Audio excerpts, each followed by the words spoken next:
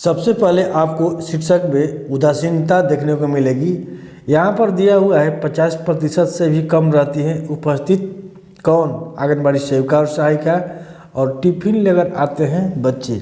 अब बच्चे पढ़ने जो आते हैं वो अपने खाने के लिए टिफिन में लेकर के आते हैं। ये खबर जो है सीवान के पचरुखी प्रखंड के 240 आंगनबाड़ी केंद्रों में से 196 केंद्रों के पास नहीं है अपना भवन।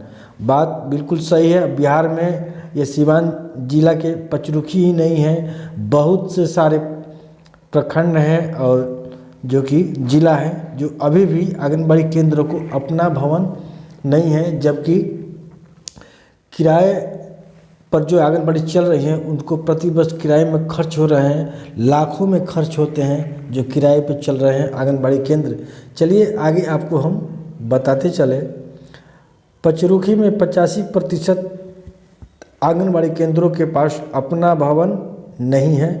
पचरुखी प्रखंड में 240 आंगनबाड़ी केंद्र है, लेकिन इसमें से 196 आंगनबाड़ी केंद्रों के पास अपना भवन नहीं है। इनमें 50% से भी कम उपस्थित बच्चों की रहती है।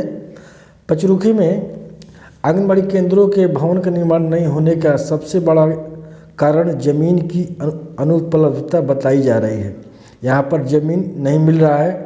संचालकों का कहना है कि प्रति वर्ष सरकार को लाखों रुपए किराए में खर्च करना पड़ रहा है, लेकिन स्थिति वह है कि किराया भुगतान के बावजूद सरकार के मानक के अनुसार जगह किसी भी आंगनबाड़ी केंद्र में नहीं है। अधिकांश केंद्रों में बच्चे अपने खाने के लिए घर से टिफिन लेकर के आते हैं।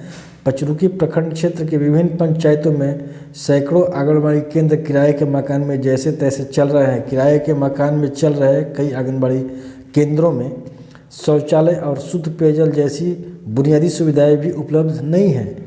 कई आंगनबाड़ी केंद्रों में ऐसे हैं जो कि तंग और छोटे कमरों में चल रहे हैं। लिहाजा ऐसे अधिकांश आंगनबाड़ी केंद्रों पर बच्चों की उपस्थिति 50% से भी कम रहती है। इसमें आने वाले बच्चों को सरकार के मानक के अनुसार सुविधाएं भी नहीं दी जाती है। मालूम हो कि जैसे तैसे चल रहे इन आंगनबाड़ी केंद्रों को सरकारी भवनों में शिफ्ट करने के लिए 1 वर्ष पूर्व ही पत्र आ चुका है।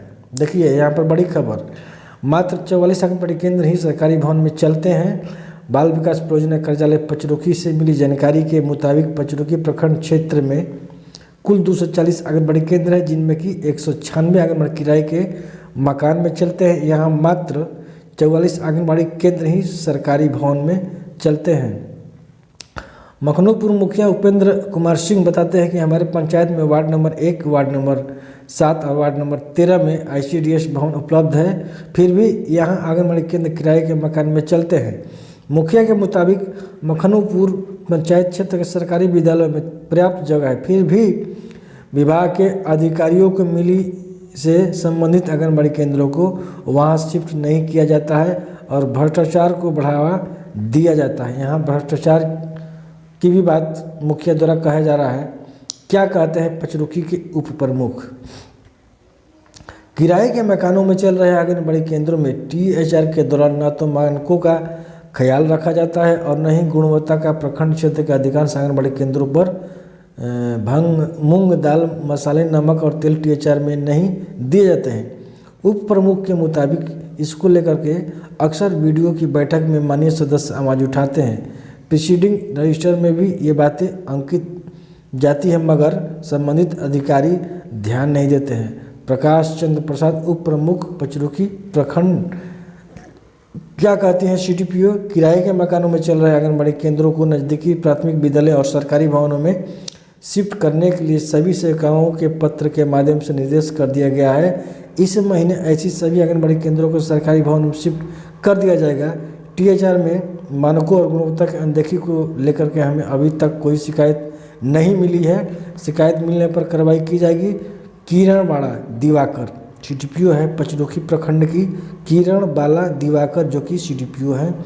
इस तरह से दैनिक भास्कर की एक रिपोर्ट में ये बातें सामने निकल करके सामने आई है और ये खबर जो है सीवान जिले के पचरुखी प्रखंड की है।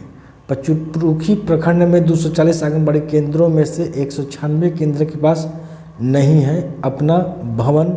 दुर्भाग्य है बिहार का, जो कि इतने वर्ष हो गए भारत को आज़ाद हुए, लेकिन आज भी इस केंद्र को, विद्यालय को अपना भवन मुहैया नहीं कराया गया बिहार सरकार के द्वारा, जो कि 9 बार शपथ ग्रहण ले चुके हैं। धन्य है बिहार के मुख्यमंत्री और धन्य है हमारे बिहार के जनता जनार्दन, जो उनको बार बार वोट दे करके मुख्यमंत्री पद पर बैठाने का काम कर रहे हैं। भारत की आज़ादी मिलने के बाद भी इस तरह के बिहार में अभी भी स्कूलों का जो अपना भवन नहीं मिल पाया है। चलिए इस खबर को हम लोग बार बार दिखाने का प्रयास करेंगे जब तक आंगनबाड़ी केंद्र को अपना भवन नहीं मिल जाता है। हालांकि अपर मुख्य सचिव के पाठक द्वारा शिक्षा को लेकर के कड़ी रुख अपनाई जा रही है, लेकिन एक ही व्यक्ति को सारे शिक्षा विभाग का भार नहीं दिया जा सकता है। चलिए नेक्स्ट वीडियो मिलते हैं, तब तक के लिए जय हिंद, जय भारत, स्वच्छ बिहार।